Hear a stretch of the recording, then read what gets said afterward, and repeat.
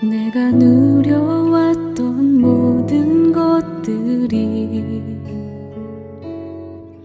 내가 지나왔던 모든 시간이, 내가 걸어왔던 모든 순간이 당연한 것 아니라 은혜였소. 나는 스스로 있는 자니라. 너는 이스라엘 자손에게 이같이 이르기를, 스스로 있는 자가 나를 너희에게 보내셨다 하라. 오직 예수 사랑하는 교회 청년 성도 여러분, 반갑습니다. 우리 사경회가 처음이죠. 정말 뜻깊은 날이에요. 지난주에는 사실 볼링을 치기 위해서 정말 하루 전날 그 당일날까지 피나는 훈련을 했어요. 여러분, 제가 대충 친 것처럼 보이죠? 저 그날 저녁에 다리 쥐나고 허벅지 막 허리 아파가지고 딸내미가 1시간 내내 주물렀답니다. 근데 너무 좋았어요. 그런 고통이 있기 때문에 그 모임이 또 즐거운 거 아니겠어요? 그 많이 모임이 끝났는데 배만 불러. 살 막 찌고. 그러면 좀 그렇잖아요. 근데 그런 그 운동도 되고, 살도 빠지고, 기분도 좋고, 같이 이렇게 모여서 뭔가를 한다는 거는 사실 그게 무엇이든지 되게 좋은 것 같아요. 이런 기회가 좀 자주 우리 청년회에서 생겼으면 좋겠고요. 그게 무엇이든지 간에. 그래서 사실은 우리 청년회가 그것이 시작이 되고 장년부가 따라왔으면 좋겠어요. 왜냐면 우리 어머니 아버지들은 사실 잘 못해요. 시켜도 잘 못하고 먼저 해라 그래도 잘 안 해요. 가만히 계시는 게 정상이라고 생각해요. 마음속으로만 하세요. 그래서 우리가 해봤는데 너무 좋더라. 다음에는 청장년부 팀플레이를 했으면 좋겠다. 그러면 젊은 분들이 그분을 위해서 의료보험비만 납부하는 게 아니라 정신적으로 육체적으로 동행을 해줘야 되는 게 맞습니다. 자, 이제 오늘 본문으로 한번 들어가 볼까요? 오늘 제목은 하나님은 계시는가? 질문을 하나 할 텐데요. 하나님이 안 계시다라고 생각하시는 분, 두 손을 한번 먼저 들어보시겠어요? 좋아. 하나님이 계시는데 살아계시다라고 말하기는 조금 그렇다. 그럼 지금 다 살아계시다고 믿는 거예요? 하나님이 살아계세요? 진짜 이게 믿겨요? 야, 여러분 진짜 대단한 믿음이세요. 이런 믿음이 사실은 교회 안에도 별로 없어요. 여러분 알고 계실 거예요.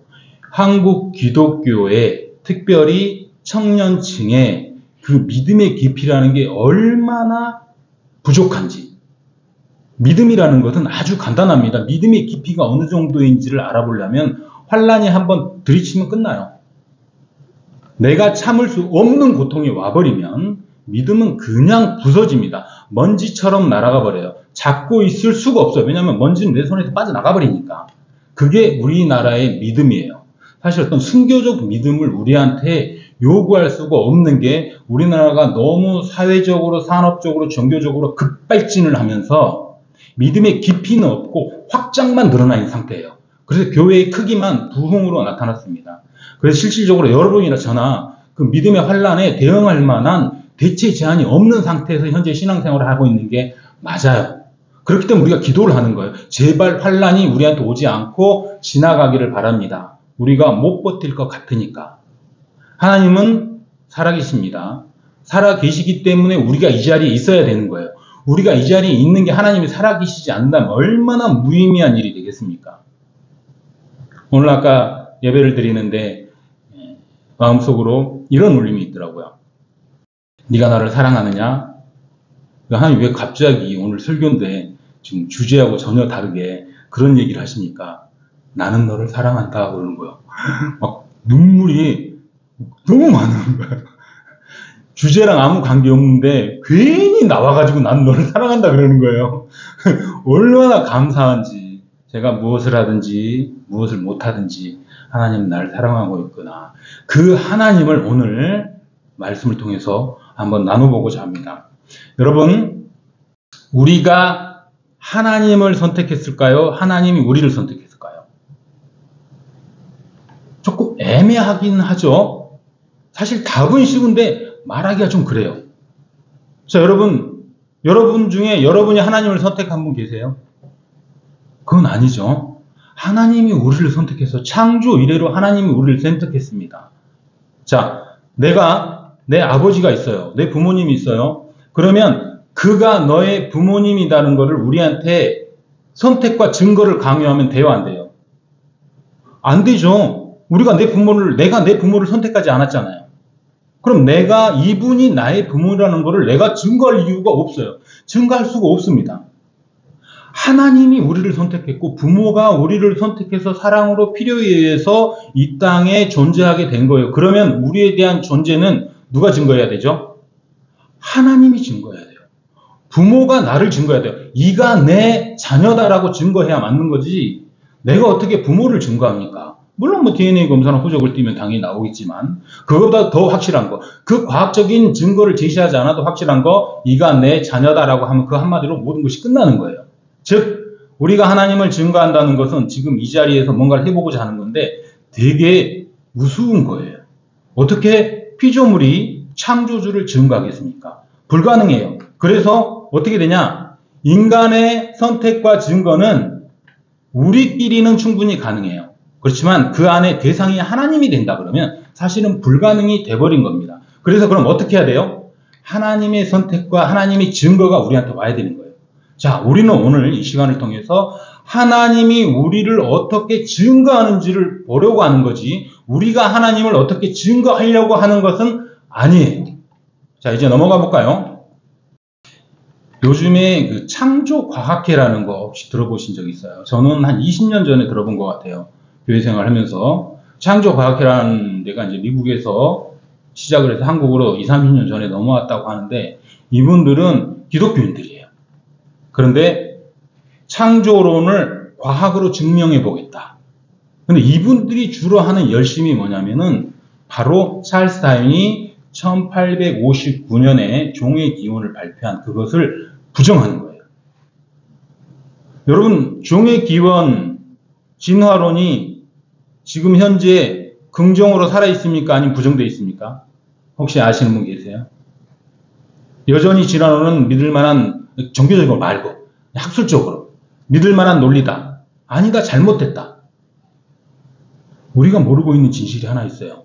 불과 몇십 년 전에 미국에서 큰 그 과학자들 학회가 있었는데 거기서 공식적으로 답이 나왔어요. 진화론은 잘못됐다. 교과서에 실리지는 않았지만 왜냐? 찰스 다윈이 종의 기원으로 시작했기 때문에 그래요. 종의 기원은 아니다. 최소한 라마르크의 용불용설처럼 많이 쓰는 거는 진화하고 덜 쓰는 건 퇴화하는 건 맞다. 일부분 진화론은 맞지만 종의 기원까지 따져서 우리가 뭔가로부터 계속 진화해서 인간이 됐다. 이거는 잘못됐다라고 과학자들이 이미 발표를 했습니다. 여러분, 우리의 과거가 누굽니까? 유인원, 네안데르탈린, 원숭이, 그 다음에 포유류, 파충류, 어류, 조류, 양서류, 아메바, 무척주동물, 그 다음에 아무것도 없는 분자, 원자와 같은 무생물까지 넘어가요. 거기까지가 과학이 증명할 수 있는 건데 그 다음에 증명할 수 있는 게 없는 게 하나 있죠. 뭘 증명할 수 없을까요? 태초의 존재를 증명하지 못하는 거예요. 그럼 먼지가 있었다. 그럼 그 먼지는 어디서 왔냐는 거예요. 빅뱅이 있었다. 그럼 그 빅뱅은 어디서, 왜, 어떻게 시작이 됐냐는 거예요. 그것을 증명을 못해요, 과학이. 그래서 과학은 종의 기원으로는 안 맞다. 진화론은. 단순히 학설로는 받아들일 수 있다. 그래서 교과서는 여전히 있어요. 그런데 그것을 과학자들이 최종 결론을 낸 게 뭐냐? 신적인 존재가 아니라면 이거는 일어날 수 없는 일이. 태초의 존재가 있었다. 태초의 물질이 있었다. 그것은 신이 만들었다. 왜냐하면 인간이 만든, 과학이 만든 건 없으니까. 그래서 신을 믿을 수밖에 없다. 종의 기원은 신에서부터 출발했다. 신을 믿지 않는 자들이 그렇게 얘기했어요. 여기서 그들이 말하는 신은 우리가 말하는 신인지 아닌지는 모릅니다. 그냥 인간 이외의 존재를 얘기하는 거예요. 자, 이렇게 해서 그들이 이상한 일을 하기 시작해요. 진화론을 반대하면서 무언가를 하고 있냐? 창조주를 증거해야 되는 불편함에 들어가 버려요. 여러분, 진화론은 그냥 학설로 가만히 놔두면 되는데 아무 문제 없어요. 근데 진화론을 반대하는 순간 창조론을 증거해야 돼요. 상대적으로. 봐봐요. 우리가 과학을 반대하면 그 반대한 과학의 또 다른 과학으로 이 과학을 반대해야 돼요. 그러면 창조론을 내가 증거하지 못하면 진화론을 부정하는 게 문제가 돼버리는 거예요. 이 오류의 자가당착에 빠져버린 거예요. 그래서 창조과학회가 교회에 들어오는 것을 저는 반대합니다. 왜냐? 창조과학회는 진화론을 그냥 놔두면 돼요. 굳이 건들 이유가 없어요. 건들어서 내가 하나님을 증거해야 되는 불편한 과정으로 지금 가버리고 있는 거예요. 그런데 왜 이 사람들이 그거를 알 텐데 굳이 불편하게 하나님을 증거할 수 없는, 과학적으로 증거할 수 없는 사실을 알면서도 굳이 진화론을 반대하고 있을까요? 왜? 안 해도 되는데. 그렇다고 하나님이 증거가 안 되고 증거가 되는 게 아니잖아요. 그게 바로 이 답에 있습니다. 원래 이 세계는 하나님이 다스리는 세계였어요. 로마가 세계를 통치하고 나서부터 모든 권력은 하나님으로부터 나오고 모든 인간의 희노애락은 다 하나님으로부터 시작해서 하나님으로 끝나는 건데 어느 날 하나님이 인간의 희노애락을 가만히 놔두는 거예요. 세계대전이 벌어졌죠. 인종 재학살이 벌어졌는데 왜 하나님이 가만히 있느냐는 거야. 신이 죽었다. 이해할 수 없다. 왜 이 세상에 이런 일이 벌어지냐. 신이 살았다면. 그러면 신이 없는 거 아니냐? 아니면 신이 잠자고 있는 거 아니냐? 그러면 우리가 다른 생각을 해봐야 되겠다. 그래서 계몽주의가 16세기에 나온 것입니다. 그 때와 더불어 같이 마틴 루터와 존 칼빈의 종교개혁이 같이 바람을 타고 일어난 거예요. 이제 신적인 권능으로 모든 것을 끌고 가는 게 아니라 이성과 과학으로 뭔가를 한번 해결해 보자. 그렇게 나오는 이 계몽주의가 자유주의를 끌고 들어옵니다. 그러면 신이 아니라 나, 개인, 나의 자유와 권리가 사실은 신의 어떤 신성 앞에 더 우선시 돼야 되는 거 아니야? 그럼 어떻게 되냐면 이제 신은 나의 필요에 의해서 존재하는 존재가 돼버리는 거예요. 이게 굉장히 무서운 자유주의라고 하는 것입니다. 신이 우리를 선택하는 게 아니라 우리가 신을 선택해버리는 거예요. 그래서 세상에 나온 게 포스트 모더니즘이십니다. 우리가 흔히들 WCC로 알고 있는 거죠. 세계교회협의회. 모든 직제를 없애고 만인 대제사장설로 가자. 우리는 저보다 하나님 택함 받으리기 때문에 교회 안에 있나 사찰에 있나 전부 다 구원을 받을 수 있다. 이게 WCC예요. 하나님은 모든 곳에 편만하게 존재한다. 절대적인 교회 안에만 있는 게 아니다. 절대적인 진리가 지금까지 우리를 살리지 못했잖아. 그렇게 절대적인 진리는 한 곳에만 있는 게 아니야.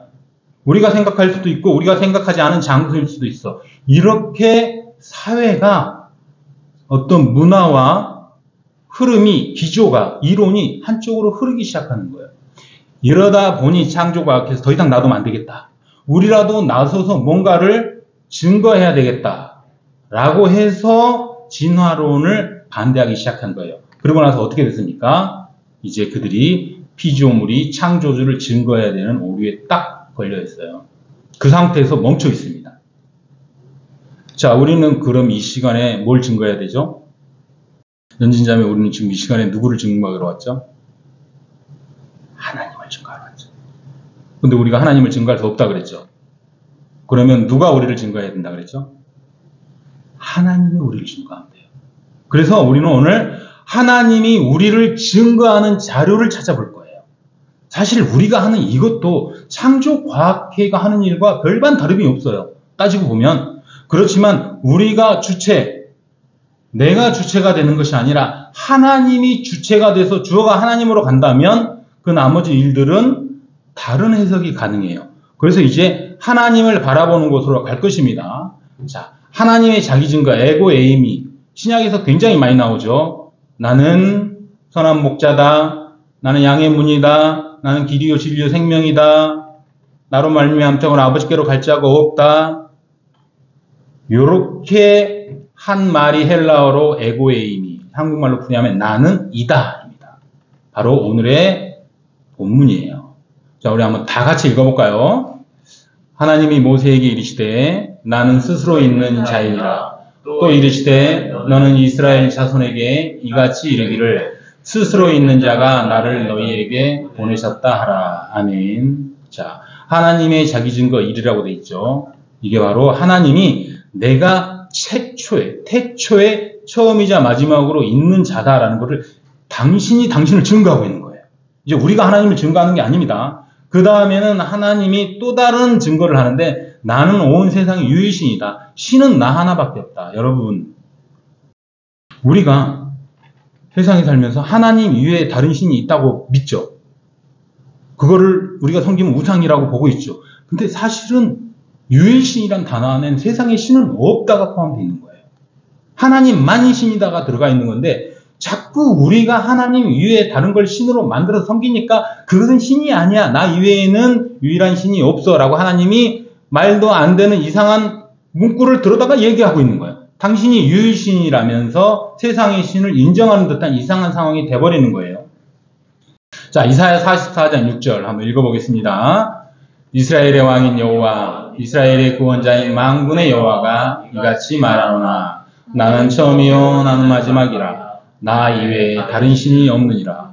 자, 이제 하나님이 나는 태초에 존재하는 자였고 그리고 나 이외에 다른 신이 없다. 처음이자 마지막이다. 알파와 오메가 시작과 끝이다. 라고 명확하게 자기 증거를 해버리는 거예요. 그리고 나서 자, 증거가 됐죠? 그러면 이제 창조를 시작해야 되잖아요. 그래서 만물 창조를 창세기 시작합니다. 그 창세기 시작한 것을 요한복음 그대로 갖다가 씁니다. 읽어보겠습니다.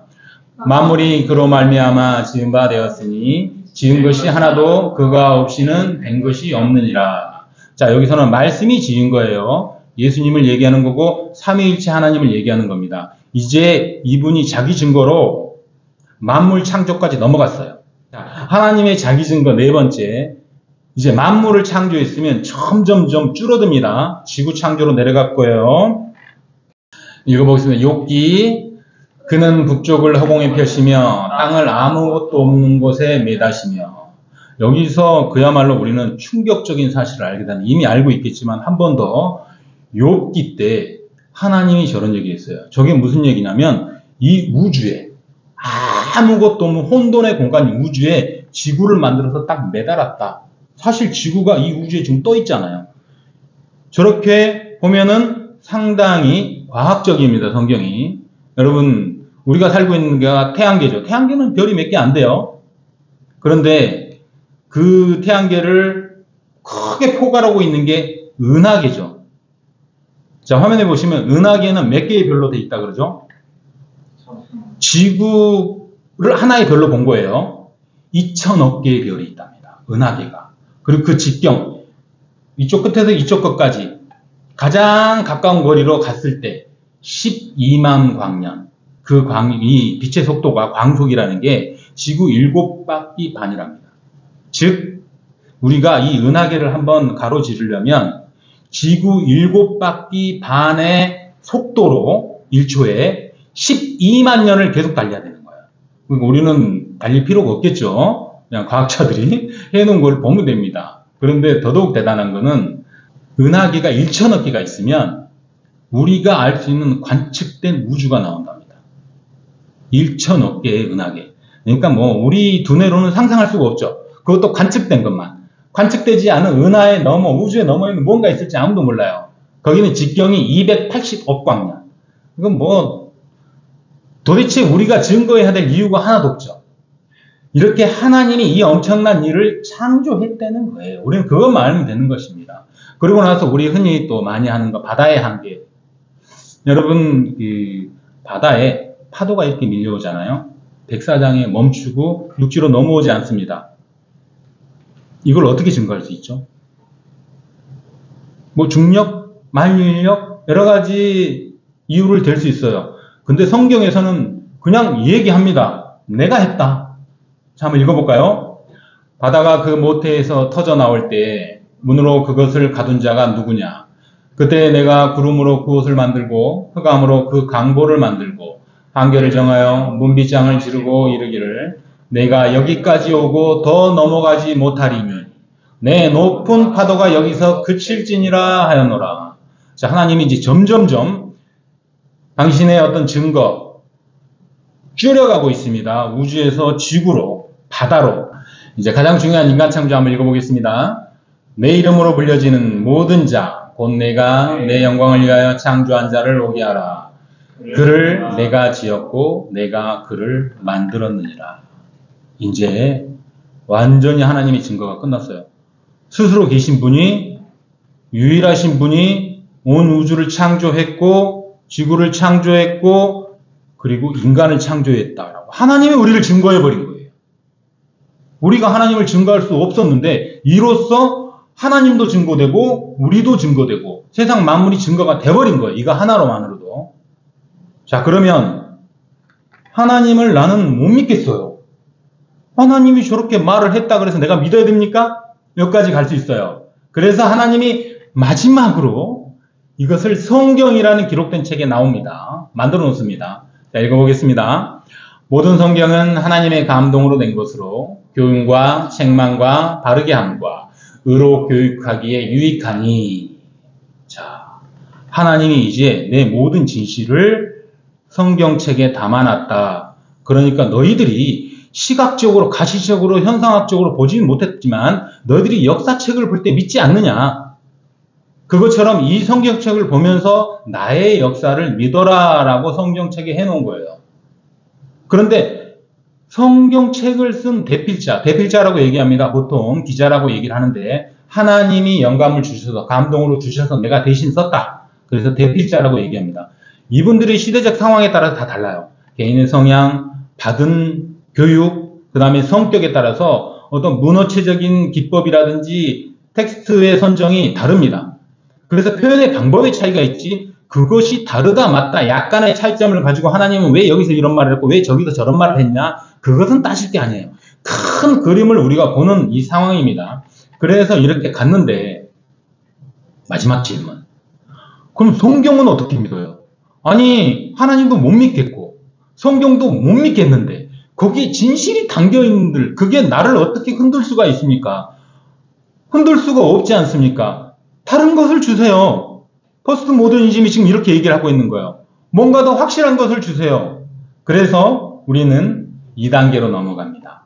천동설과 지동설, 진실의 변화, 진리의 변화로 나갑니다. 여러분, 하나님의 말씀, 하나님의 존재가 틀리다, 부정해야 된다, 없다, 안 계시다라고 얘기를 하고 싶은 사람은 뭘 해야 될까요? 하나님의 존재가 부정됨을 증거해야 돼요. 그죠? 하나님이 없다를 증거하지 못하면 하나님은 계신 거예요. 그게 바로 천동설과 지동설에서 나타납니다. 하나님이 없다라는 걸 얘기하려면 하나님이 없다라는 걸 명확한 가설로 비교 우위의 던 논문으로 누군가가 제출해야 돼요. 제출하지 못하면 하나님은 여전히 계신 겁니다. 근데 이 새로운 가설이 확실하게 확정이 돼버리면 하나님이 부정될 수도 있어요. 그게 바로 저 논리예요. 자, 고대로부터 근대까지 천동설이 우리가 알고 있는 진리였습니다. 천동설은 답이 뭡니까? 하늘에 지구가 떠 있는데 우리가 누워서 이렇게 하늘을 보면 해, 달, 별이 계속 지나가요. 낮과 밤이 계속 되는 거예요. 지구는 가만히 있고 우주가 막 돌아가는 거예요. 아, 천체가 하늘이 움직이는구나. 이게 천동설이었어요. 그런데 어느 날 갑자기 이상한 사람이 한 명 나옵니다. 1543년에 코페르니쿠스라는 사람이 나와서 새로운 학설을 제시를 해요. 그거 아니야. 지구가 돌아. 지구가 돌기 때문에 낮과 밤이 있단다. 지구가 태양을 기준으로 돌기 때문에 사계절이 있고 절기가 있고 낮과 밤이 있고 자전과 공전을 하고 있단다라는 것을 발표를 해버려요. 근데 사실은 이 내용이 창세기에 나옵니다. 절기와 절기, 낮과 밤이 있다고 이미 성경이 얘기를 한 것을 1543년에 겨우 인류가 증명해내고 있는 거예요. 안 해도 되는 일을 괜히 해가지고. 그러면서 이제 어떻게 됩니까? 태양계라는 게 형성이 되는 거죠. 태양이 우주의 중심이며 지구를 포함한 모든 행성들이 그냥 돌고 있으면서 우주를 형성해 나가고 있는 거예요. 자, 이때 우리는 뭘 발견할 수 있습니까? 진실의 변화. 천동설이 진리였는데 이제 지동설이 진리로 됐어요. 과학은 더 나은 자료에 의해서 기존의 과학이 무시되는 겁니다. 그렇기 때문에 하나님도 더 나은 무언가로 하나님을 부정하지 못하면 하나님이 계속 있는 거예요. 코페르니쿠스에서 나오지 않았으면 우린 여전히 천동설 안에 살고 있는 것입니다. 자, 그러면 단순히 이런 논리 말고 실질적으로 신화 속에서 우리가 하나님을 증거할 만한 비슷한 얘기를 찾을 수 있지 않을까? 있습니다. 되게 많아요. 흔히들 만신전이라고, 만신전이 뭐죠? 신들이 굉장히 많다. 신들의 전쟁이다. 이런 얘기예요. 자, 대표적으로 우리가 책 겁나 많이 읽었던 그리스 로마 신화. 제우스가 있죠. 그 다음에 메소포타미아, 수메르, 지금 이라크 지역을 수메르라고 하는데, 그게 또 신이 여기는 2명이나 있어요. 그 이외에 또 잡다한 신도 나오는데, 대표적으로 저렇게 나오는 거고, 바빌로니아가 마르둑이라는 신이 있고요. 그 다음 힌두교에는 브라마나 비슈나라는 신이 있어요. 자, 신들이 굉장히 많죠. 어느가 누가 주인공인지 몰라요. 근데 한 나라 한 지역에서 여러 왕, 여러 신들이 나오기도 합니다. 이것을 종합하면 뭐냐?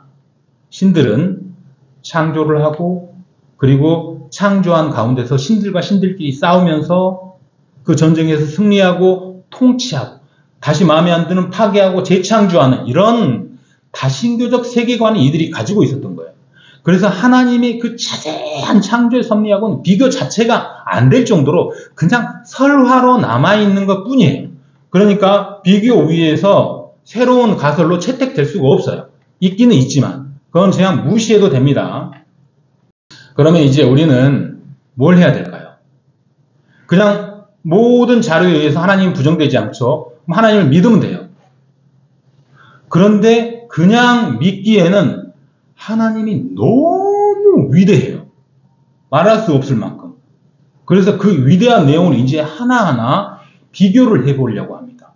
야, 기독교의 신인 하나님과 세상의 신, 우리들이 말하는 우상이라고 하는 신들이 과연 어떤 비교점에서 탁월하게 하나님이 높으신지 그걸 한번 보고 가자는 거예요. 그래서 믿는 건 아닙니다. 이왕 믿음으로 여기까지 왔는데 한번 그 가치까지 따져보자는 거예요. 자, 첫 번째, 누가 만들었나, 신을? 신은 누가 만들었습니까? 기독교에서는 우리가 만들었다고 하지 않아요. 하나님이, 신이 인간을 창조했다고 합니다. 그런데 세상에서는 어떻게 되죠? 토테미즘을 비롯해서 인간이 신을 창조했어요. 필요에 의해서 창조를 한 거죠. 출애굽때 황금송아지를 만든 것처럼 우리가 계속 창조를 합니다. 여러분, 신이 창조됐다는 게 얼마나 무가치한 일이에요. 이거는 정말 비교도 할 수 없죠. 그 다음에 누구를 위하여 창조했냐? 우리는 하나님의 영광을 위해서 이 땅이 창조된 거예요. 그게 이론상으로는 맞아요. 창조주와 피조물의 관계는 그게 맞습니다. 어떻게 인간을 위하여 인간이 신을 창조할 수가 있습니까? 이거는 말이 안 되는 거예요. 그래서 비교점에서 불합격이 되는 겁니다. 세상의 신들은. 그리고 구원의 조건으로 이제 가볼까요? 신이 왜 필요합니까? 우리의 뭔가를 해결해 주기 위해서 필요한 거잖아요. 그 해결의 정점이 구원입니까? 그래서 기독교에서는 타력 종교라고 해요. 즉 우리의 자력으로는 구원을 얻을 수 없다. 하나님만이 우리를 구원할 수 있다. 그래서 타력 종교라고. 세상은 어떻습니까? 자기가 만든 신이 자기가 구원을 하는 거예요. 이건 정말 어불성설이지 않아요? 어떻게 내가 만든 신이 나를 구원할 수 있어? 내가 신 안 만들고 그냥 내가 나를 구원하면 되지. 이렇게 해서 세상의 신들을 자력 종교라고 합니다. 그럼 신의 희생, 과연 내가 만든 희생이 나를 위해서 희생할 수 있냐? 아니에요. 기독교는 십자가를 통한 하나님의 적극적 희생이 반드시 나타나는데 세상에는 신은 절대 타자로 이 세상을 창조해놓고 자기들끼리 싸우느라고 돌보질 않아요. 이게 무슨 신입니까? 아무 의미가 없는 가치의 신이에요. 이제 죽음과 부활까지 가볼까요? 이게 사실 우리 기독교에서 가장 많이 얘기하는 거예요. 기독교가 다른 종교와 가장 우위에 있는 거는 부활신앙이라고 얘기를 하잖아요. 그것도 신이 죽었다가 살았다. 근데 이것은 이미 로마 신화에서 역사적 사실로 수없이 많은 사람들이 증거가 돼버렸어요. 우리가 주장을 안 해도. 그런데 세상 속의 신들도 막 살아납니다. 죽었다가.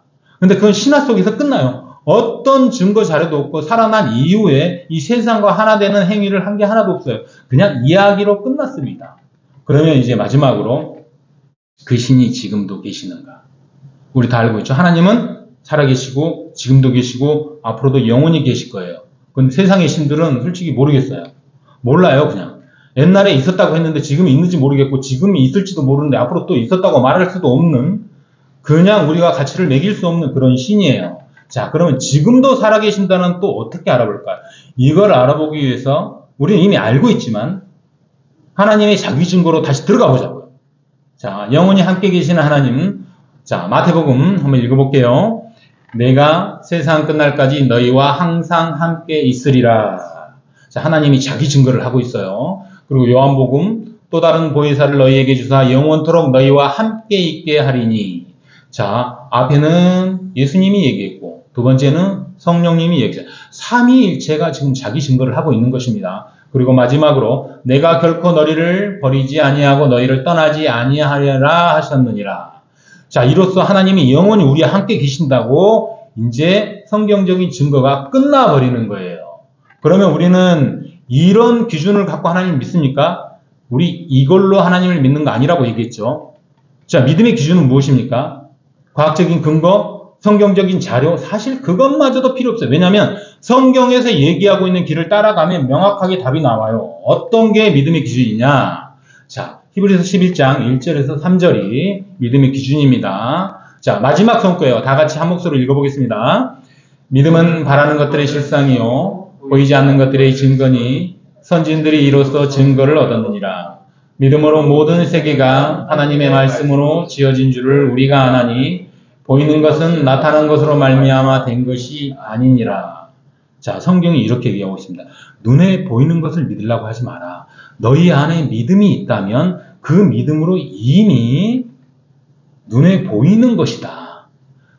거꾸로 가지 말라는 얘기예요. 믿음으로 보라는 얘기지 보고 믿으라는 얘기가 아닙니다. 그래서 우리는 자꾸 뭔가를 증거해가지고 하나님을 증거하고 믿고 그런 길을 가려고 하지 마라가 이 본문의 내용입니다. 이제 말씀을 맺겠습니다. 사랑하는 성도 여러분, 하나님은 살아 계십니까? 살아 계십니다. 지금까지 증거한 걸로 우리의 인간의 기준으로 정말 작은 자료를 가지고도 하나님을 증거할 수 있지만 근본적으로 하나님은 당신을 증거하고 있는 거예요. 그것을 믿으면 되는 것입니다.